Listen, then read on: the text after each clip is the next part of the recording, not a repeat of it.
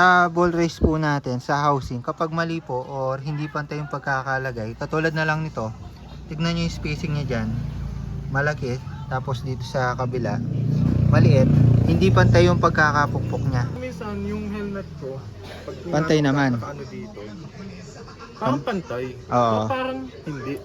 So yung maliit na to, ayan o, ang dami nating nilagay. Kasi ang kalaban nito kalawang. Higpitan lang natin. So pakita ko rin sa inyo kung ano yung tamang higpit niya. So yun guys, okay na sa tropa natin. Okay, goods na yung kabig niya. So ako rin personally, napansin ko, hindi na siya yung kamukha kanina. So ayan, kasama ulit natin ngayon yung tropa natin, si Jim. So last time nagpagawa siya ng tire hugger. Tapos, nung unang beses din, pinaunang punta niya, yung sa side stand yung maingay. So ngayon, may papagawa ulit siya sa atin, yung ball race niya guys. Kasi itong ano niya, manibela, parang nararamdaman niya na matigas, no? Matigas. Ano yung experience mo dito? Tigas siya pagka, halimbawa, mamaneo ko, parang bigat. Mabigat. Pero, kapag kinabig mo, sisingit ka, ang bilis naman yung ano. Mabilis naman yung response niya. So, parang, alam mo yun, may chance ka ma-accident. Okay. Parang may something na hindi usual sa pagmamaneho, no? Unlike doon sa kakakabit niya lang, yung bagong kabit lang, medyo ano pa siya, yung sakto lang. Sakto lang yung ano niya, liko. So yun parang medyo mabilis yung ano niya, no, ikot. So yung ano natin dito, yung nakikita natin problema dito. Either kulang sa higpit yung ano, kasi nga nung bagong lagay, mahigpit pa siya, okay pa siya. Or may part na ano, may part na tama na yung sa loob. So check naman natin mamaya guys. At yun, nagdala po siya ng Fighto. Ito yung dinala niya na ball race, Fighto.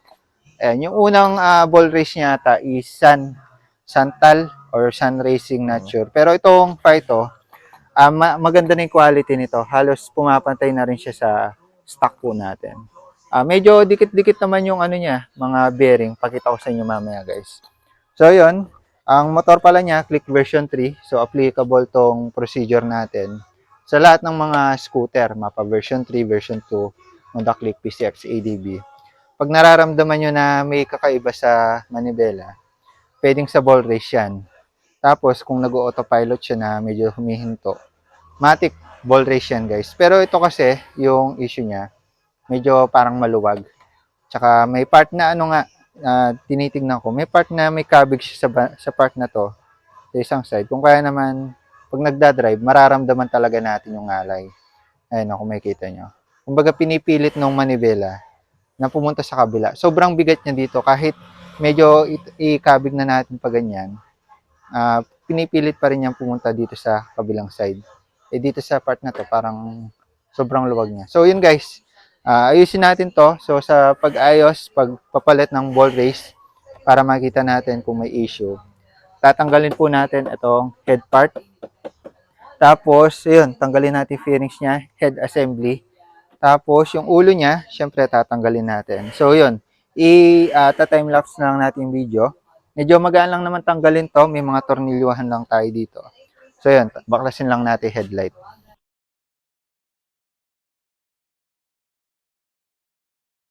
So yun, natanggal na po natin yung kanyang mga fairings, yung headlight, yung mga cover. So next po natin tatanggalin is itong part na to. So yan, sa ball race natin guys, nandito yung nakakabit, meron dito sa taas, meron dito sa ilalim. So yun dito sa loob, yung kay Scarlett natin, naging issue ko, lumuwag lang yung tornilyuhan niya dito. So yung naging dating, nagkakauka dito kapag ginagalaw natin. Pero ito so far, hindi naman siya maluwag, no? Fix naman siya, ayun, no? Walang gap. Ano naman, all goods na lang, all good siya. Dito naman, tignan natin kung ano yung sitwasyon. So tatanggalin lang natin tong tornilyo. Gamit tayo dito ng 14 kung di ako nagkakamali. Tapos dito sa kabila is 17 or 19. So yan, meron tayo dito 14mm socket. Tapos sa kabila 17mm. So dito yung luluwagan natin. Pihitin natin to counterclockwise para lumuwag. Yung baklasado na yung nut niya, 17mm to. Tapos, ilusot lang po natin itong mahabang bolt dito. Pupukin lang natin ng bahagya. Tapos, ito na yung bolt niya. Yun, pag natanggal na natin yung mga nut, tsaka yung bolt, pwede na natin iangat to. Ayun. So, yan, pagkabaklas ng ulo, pwede na natin tanggalin itong malaking nut. Tapos, ikutin to. Ito ang pangalawang nut. Tapos makikita na natin ball race. So, for checking muna tayo. Tignan natin kung ano yung nangyayari. Kung may sabit pa or something. So, tanggalin lang natin to. Pwede tayo gumamit ng vice grip or malaking pangkalas dito. So, yun, gamit tayo guys, vice grip. Ayan, di ko alam kung anong sukat niyan. Pero, ayun. Ipitin lang natin itong vice grip natin. Tapos, ayun, ang luwag niya. Ang luwag. Oh. Nakakamay ko lang eh. Sasama talaga siyang buo yun, tol. Oo, pwedeng sumamang buo. Hindi. Dati ito lang. Eh ngayon, oo. Baka maluwag. Maluwag siya tol. Kasi go pag... Oo. So yun guys, maluwag siya. Hindi ko pa ginamitan ng persa. Na ano ko na luwagan na natin. Ngayon titignan natin kung may problema sa ball race or maluwag lang. Kasi yun din yung unang diagnostic natin. Parang ang luwag lang niya. Kasi napalitan to. Kailan yung huling palit nito, Jim? Last year. Last year, no? Ito iniikot lang din. Ayun, no? Nakakamay ko din eh. So dito naman sa malaking nut, ito yung pambaklas natin. Ayan. Ito pinupukpok to guys ng iba. Kaya kung makikita nyo, ayan yung sa kanya. Nakailang palit na rin kasi siya. Pinupukpok. Pero nung tinanggal natin, easy ano lang. Kaya hindi na natin ginamitan ng persa. So yun guys, tanggal na natin siya. May inaano pa akong pyesa eh. Hindi ko makikita. Wala yung ano mo tol. Wala yung pinlock mo. Hindi na ibalik. Kaya maluwag yung ano niya. Maluwag. Ah, buo na pala to. Oo, buo na pala to. So yung nawawalang pyesa mo tol. Kasi ito, bago mo maisuksok to, meron siyang washer na merong nakauka na naka dito, nakasuksok. Ngayon yun yung nawawala mo. Hindi ko alam bakit hindi na ilagay. Kaya rin i part na nadidisalign yung manibela mo. Oo. Kasi wala yung washer na yun na may gatla dito.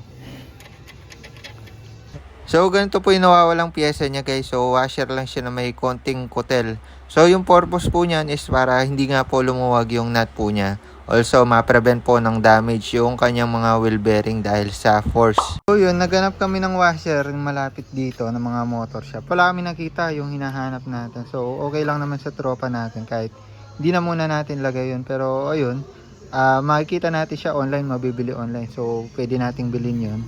Online pa, madalang siya sa mga motor shop. So papalitan natin yung bearing nang wala siyang ano dito, yung washer. So yun, check pala natin yung washer guys. Open lang ulit natin to. Yun, unahin natin check itong sa taas na bearing niya. Ayan, ito yung washer. So punasan lang natin, tignan natin mamaya. Tapos ito yung bearing. Check natin yung bearing kung ano yung itsura. Ayan. Okay pa, fresh pa yung mga grasa-grasa niya, no? Tapos ayun, may bakal siya. Bakal yung ano pala niya, housing. Ano kayang brand to? Bakal, no? Bakal pala siya. Ayan, okay pala to eh. Santal. Bakal yung ano niya. Kasi may mga iba guys na plastic yung casing niya. Which is madaling masira. Ito, naka-casing siya ng bakal. So punasan natin. Tapos ito punasan natin. Check natin kung meron siyang part na lubog. Check natin kung may tama. Yun, wala pa naman siyang tama guys. Check natin. Pag may tama yan, makita tayo ng part na lubog. Ngayon, yung nakita natin dito, base sa ball race po natin, sa housing, kapag mali po or hindi pantay yung pagkakalagay, katulad na lang nito, tignan nyo yung spacing niya dyan. Malaki. Tapos dito sa kabila maliit, hindi pantay yung pagkakapukpok niya. So yung ikot ng bearing po natin dito sa loob is may part siya na maluwag dito kasi nga nakalubog siya dito, may part na masikip dito. So kapag inipit po natin yan, hindi pantay yung distribution nung pag-ikot ng ating mga manibela. Kung kaya naman may sensation po na parang kumakabig siya pa kanan, pa kaliwa, mabigat yung kabila, mabigat yung kanan, mga ganung bagay. So ito kung makikita nyo, hindi lang pantay. Pero sa pagtingin po natin, housing dito, hindi siya pantay. Pero ayun, dahil meron na rin siyang dala, papalit mo na no, ng bago. Ayun, papalit na rin niya kasi ito bago rin naman, para ayun, tatanggalin natin to, tas ayusin natin yung pagka-align. Hindi na ganito yung magiging alignment. So kung makikita nyo yung pagkakabit ng huling mekaniko, malaking awang dito, ayun o, malaking awang, maliit yung awang dito guys. And dito sa video makikita nyo na. So yun yung maling pagkakabit ng ating mga ball race, yung housing po niya. Lalo na ito, pinupukpok to, baka mali yung pukpok, kaya naman nangyayari mga ganyang senaryo. So yun, nag-decide yung tropa natin, palitan na natin ng bago yan. Yun, lalo na bago, may dala na rin naman siya na pamalit. Tapos tignan natin yung ilalim kung ganun din. So sa ilalim, para matanggal po yan, tatanggalin po natin yung caliper. Itong caliper lang, tsaka yung mga tornilyuhan, para matanggal natin itong buong tipos. At ayan, kung makikita nyo, lumitaw na po yung kanyang ilalim na bearing. Ayan pala, check natin. So same no, may housing siya na bakal. At yung dito naman sa ilalim, dapat tama rin yung level ng pagkakalagay ng housing dyan, yung pinaka base. So check natin yung base kung okay pagkakalagay. Tanggalin lang natin to. So yun, naiwalay na natin yung tipos, nailusot na natin dito sa ilalim.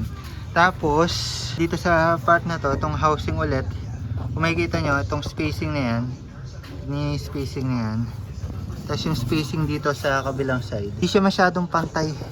Parang mas malaking awang dito compared dito. Ayan. Do may grasa, pero nakikita ko ang laki ng dito guys.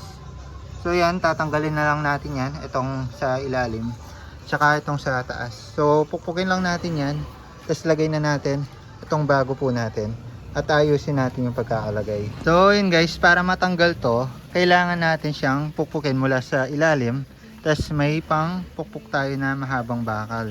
So ito, diskarte nyo na, iba't ibang mga diskarte pwede nyo gawin, katulad natin ganito. Tapos pwede rin yung mga ganito guys, T-wrench medyo mahaba. Yung iba mga tubo ng shock, basta yung papasok sa ilalim at papasok sa taas para makalswan nyo. Ayan, katulad na lang nito, nakakalswan ko. So pupukpukin ko yun dito para matanggal yung ilalim. Same as dito sa taas, padadaan natin siya sa ilalim, pukpukin naman natin pa ilalim para matanggal to. So yun, pukpukan lang tayo.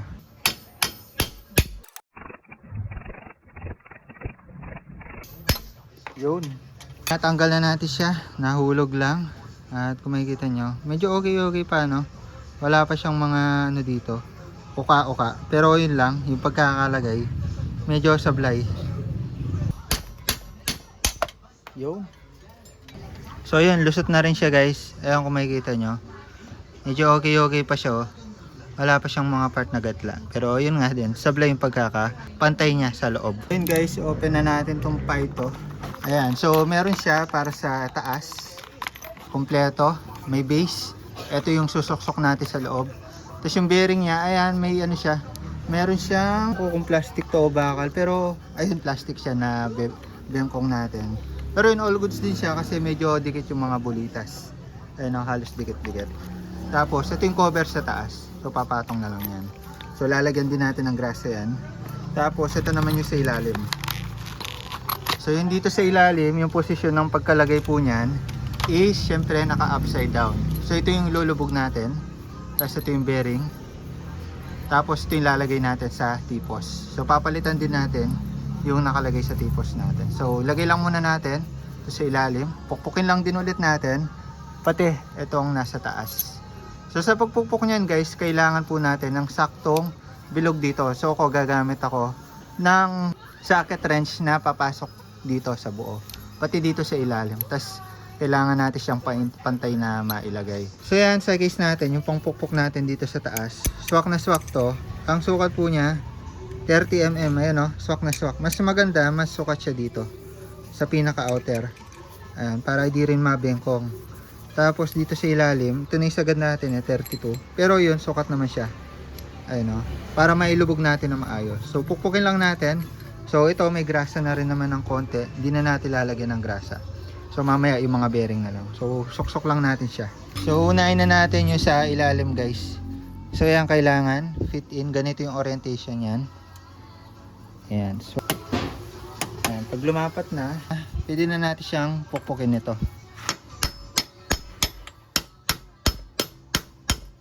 So pag sumagad na siya doon, okay na. Yan, ito kasi may hangganan din siya guys. So ang kailangan na lang natin gawin, isagad siya ng buo, paikot. So pwede natin sipatin dito, yan, masipat naman natin sa pinangpukpok natin. Kung pumantay siya. So yun yung fittings niya, nasagad naman natin. So napantay naman natin lahat ng sides. Ayan, kung makikita nyo, yung spacing niya dito. Spacing niya sa gilid. Pati dito. Saka doon sa likod po niya. Pantay na yan. So yan, pantay na. After dyan, dito naman tayo sa taas. So sunod na natin agad itong nasa taas. So yun yung housing niya. Kung makikita nyo, may sagarang part naman siya. Oh. Ayan o, may part na mag-stop siya. Yun yung part na sagad niya. So kailangan lang natin siyang isagad doon. Tapos, pantay dapat lahat ng sides. Nasagad lahat. Pukpukin lang natin. Ayan, socket wrench ulit. Kung makikita nyo naman, malapad tong part na to. Tapos, mas okay sa gitna. Gitna nyo pukpukin. Or pwede ring dito muna. Pag di pa siya nakalubog. Tapos, pukpukin na natin dito.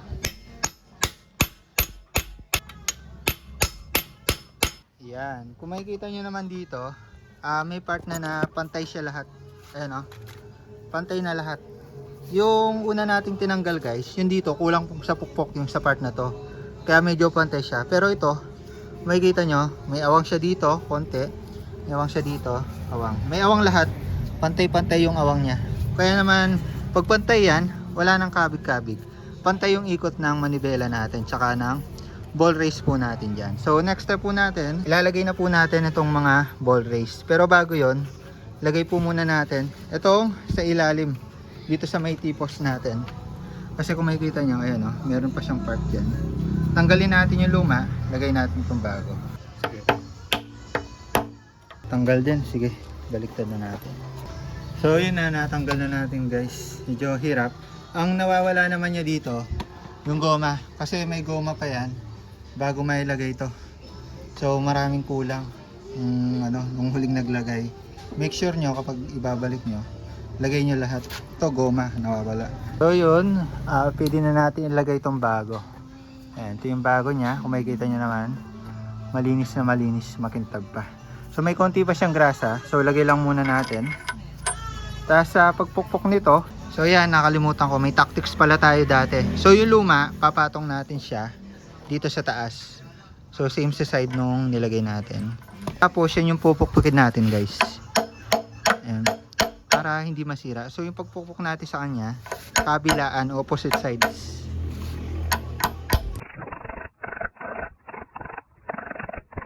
After ng mga ilang pukpok, bumaon na siya. So sumagad na siya dito sa ilalim. So dapat may goma pa talaga yan. Pero yun, dahil wala yung goma, nilagay na natin. So may konting clearance siya ng mga 1 to 2 mm sa ilalim. Ayan, tanggalin na natin ito luma. Tapos pwede na natin lagay yung bearing. So yun, lagay na natin yung bulitas niya guys. So sa orientation, sa part na ganyan yung orientation yan. Ayan, kapag mga buli-bulitas lang, lalagyan nyo muna ng grasa kamukha sa stock, genuine. Wala siyang housing. Ito may housing na, magaan na lang siya ilagay. So yun yung pros. Kapag may housing na, magaan na lang ilagay. Pero yun, yung cons nito, dahil may spacing katulad niyan, is possible magkaroon ng sira or tama. At hindi siya mas matibay compared dun sa pira-piraso, tas dikit-dikit. Tapos dito sa tinanggal niya guys, maganda rin yung housing niya bakal. Ayan okay din tong niya una. Pero ito okay din naman, kaso nga lang yung housing niya plastic. So yun, about sa hierarchy ng matibay, una yung bulitas lang ng buo, pangalawa yung may housing na bakal, pangatlo is itong may housing na plastic. Tapos yung mga may housing pero malayo yung spaces, yun na yung hindi recommended kasi ayun nga, hindi na siya masyadong matibay. Goods din naman tong mga to, basta alaga lang sa grasa. So yan, nagrasahan na natin. Pasok lang natin siya. Tapos, gagrasahan pa natin yan paikot. Malagyan lang natin ng buo. Ayan, okay, ganyan lang. Saktuan lang. Tsaka mas malapot yung high temp eh. Okay na tayo. May grasa na, tapos nandyan na yung ball race natin. Pasok na natin siya. So, hindi ko natanggal yung kanyang caliper. Kasi may issue ako dun sa bolts niya, umiikot sa allen. Pag naman yung caliper lang yung tinanggal, hindi rin siya matatanggal. So hindi ko na tinuloy, kaya nakakabit pa rin siya sa caliper. So yun, pasok lang natin to guys. Ayan, okay na. Ayan. Ayan, pasok na. So yun, pasok na siya dito sa taas. Ito naman yung lalagyan natin ng bulitas. Ayan, bago natin lagay itong bulitas, lagyan muna natin to paikot. Ayun ako, makikita nyo, napakalapot nung high temp. Ayun, tapos pantay na pantay pagkakalagay natin dito. Kaya check natin yung pinagkaiba guys. Makikita naman natin yung pinagkaiba kung paano yung ikot ng manibela natin. About naman pala sa orientation guys, ba magkamali kayo. Unang lagay ko ganito eh. Pero ganyan pala siya. Kabaligtara sa ilalim. So yung maluwag na part dito sa taas. Para pag nilagay natin itong cover, swak siya. Ayun, swak siya na iikot. Pag ganyan kasi, sa lubong siya guys. Sa lubong siya pag ganyan. Pagbaligtad yung pagkakalagay. So ganyan. Ayan, ganyan yung orientation natin. So wag na lang kayo magkakamali. Ayan, tapos pwede na natin lagyan ng grasa yan, paikot. So yung maliit na to, ayan o. Ang dami nating nilagay. Kasi ang kalaban nito kalawang. So kailangan, hanggat maaari, damihan na natin para hindi tayo bukas ng bukas nito. Tsaka palit ng palit. So yun, lagay na natin siya. Sige, kaya mo pang iyang. Yan. So lagay lang din natin tong cover. Kaya pa siyang maangat. Ayan. Tapos lagay na natin to.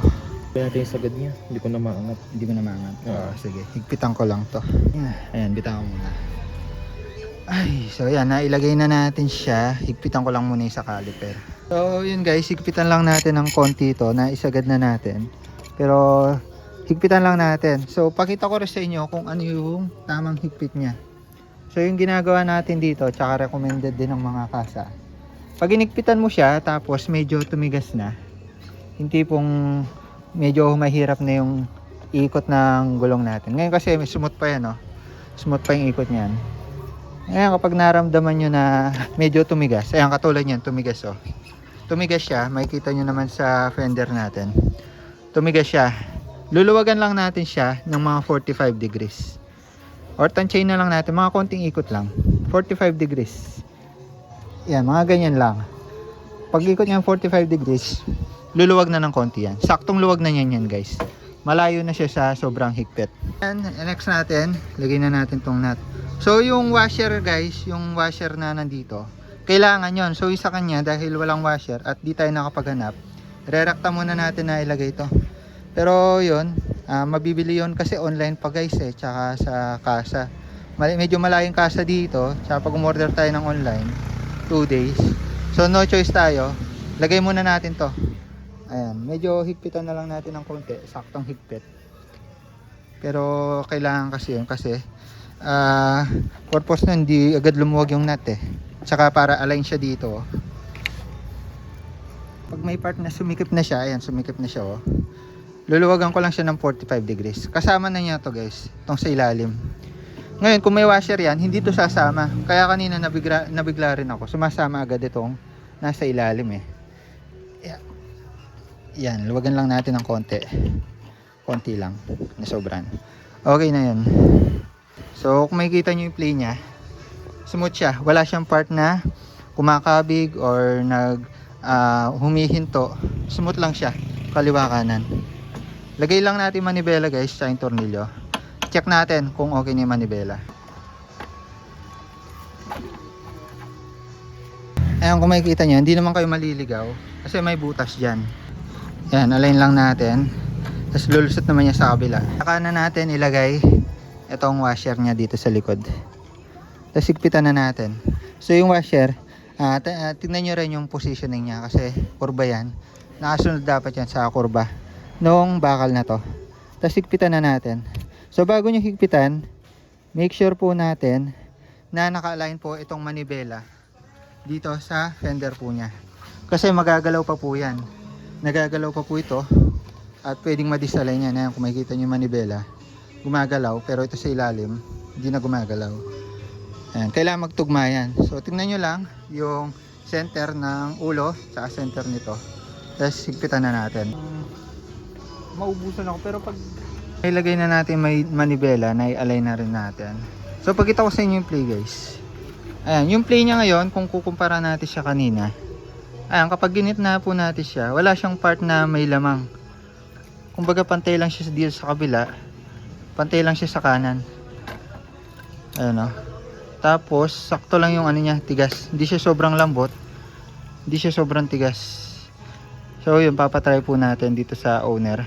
Para makita po niya yung difference. Check mo kung ano yung nabago. Dito. Tignan mo. Kung need bang higpitan or malambot pa. Hindi na siya malambot. Hindi na malambot. Kasi kanina sobrang ano niya eh. Sobrang Kanina lambot. kasi pag ginanon mo, Oo. gaganon agad Oo. eh. May part na lamang siya eh. Tapos Ayan. pag ginanon mo, gaganon. Oo. Saka na-solve natin yung Oo. Tsaka nung tinanggal natin siya, disalign talaga yung ano, yung case dito. Oo. Ngayon, nung nilagay natin bago, pantay na siya, pinantay ko na. Mararamdaman mo yan pag nag-drive ka na, kung may part na kabig talaga. Pero Pero, napansin ko lang noon, yung bago ko pinagawa, dinala dito, no? oo. Ano siya? Minsan feel ko, kabit ba yung upo ko? Oo. Yung upuan mo, no? Kasi minsan, yung helmet ko, pag Pantay naman. nakaano dito, parang pantay. Oo. Pero parang hindi. Oo. May sensation na parang tabingi, no? Oo, may kubit. Sabi ko. Oo. Pero ngayon, okay na siya eh. Ayun, oh. Tingnan ko yung ano niya, alignment. Goods naman. Tsaka at least nakita natin yung mga kulang dito. Dami. So yun guys, okay na sa tropa natin. Okay, goods na yung kabig niya. So ako rin personally, napansin ko, hindi na siya yung kamukha kanina. Though hindi natin siya pwedeng higpitan ng todo kasi masisira agad yung ball race pag ganun. Pero tamang luwag lang siya, tamang ikot lang siya. Tsaka maano natin yan kapag nasa kalsada. Makikita talaga natin difference. So yun, balikan na tayo, kaha na tayo.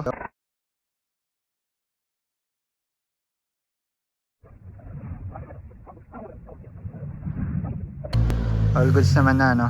Oo. Alam mo, Oo. hindi na siya yung kanina na pag kinano mo lang, gaganon na gaganon. Oo. Oh, Ngayon, nagpapantay na siya eh. alam mo, pabalik. Di ba dapat gumaganon yan? Oo, yun. Alam mo, All goods na. hindi na siya yung tuloy-tuloy. Tsaka yung kanina yung may ipit siya dito. Yung parang rubber. Nawala na rin yung dito yung ko eh. O pag sumasagad siya bakal na. Yung kanina naiipit yung wire. Oh, So after nyan, nagkahiwalay na po kami, umuwi na siya at may lakad pa ako. Hindi na namin na-testing sa kalsada. Pero nag-update naman po siya pagka uwi niya at nabanggit niya na all goods naman po yung ginawa natin. Naging smooth po yung pag-install natin ng ball race. So yun lang muna para sa video na ito. The more click, the more you know, pag-ayos ng ball race ng ating tropa. Bye-bye!